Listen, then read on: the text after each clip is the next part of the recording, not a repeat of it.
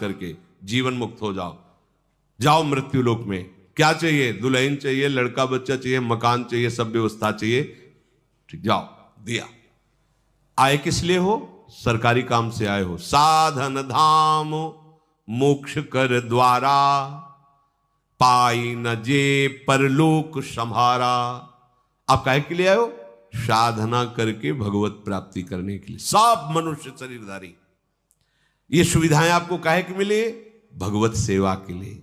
नाथ सकल संपदा तुम्हारी, और हमारे जो मिली है वो आपकी सेवा के लिए। मैं सेवक समेत सुत नारी, बढ़िया भगवत प्राप्ति का उपाय है।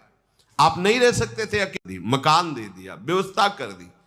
अब आपने ये कर्तव्य भूल करके उसी को केवल कर्तव्य मान लिया, उसी को अपना मान लिया कि मैं इनका स्वामी हूं, ये मेरे बच्चे, मेरी पत्नी, मेरा परिवार, मेरी संपत्ति दी है सरकार ने। अब आप विदेश जब भारत सरकार के द्वारा भेजे गए थे, 40 साल 50 साल जो भी कार्य दिया गया, आप वापस आए, पूछा गया आपसे, जो आप सरकारी काम से गए थे वो काम किया नहीं? बच्चे पैदा किए, उनको पढ़ाना लिखाना, ब्याह बर और सब इतने काम थे, तो काम, तो आपको जानते हो क्या किया जाएगा? जेल में डाल दिया जाएगा, उसको दंड दो। क्योंकि जितनी भोग सामग्री सरकार ने दी थी वो अपने काम कराने के लिए दी थी, और इसने सरकारी काम कुछ नहीं किया, इसलिए दंड का अपराधी है, उसको दंड दिया जाए। यह अपराधी, इसको दंड का, ऐसे ही हमको दंड मिलेगा।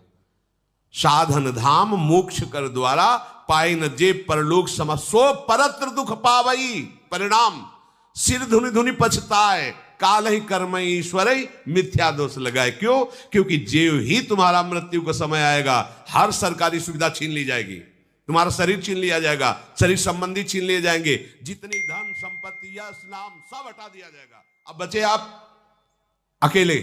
कहां गए? सरकार के सामने। जिस काम के लिए भेजा गया था, गए, वो काम किया नहीं।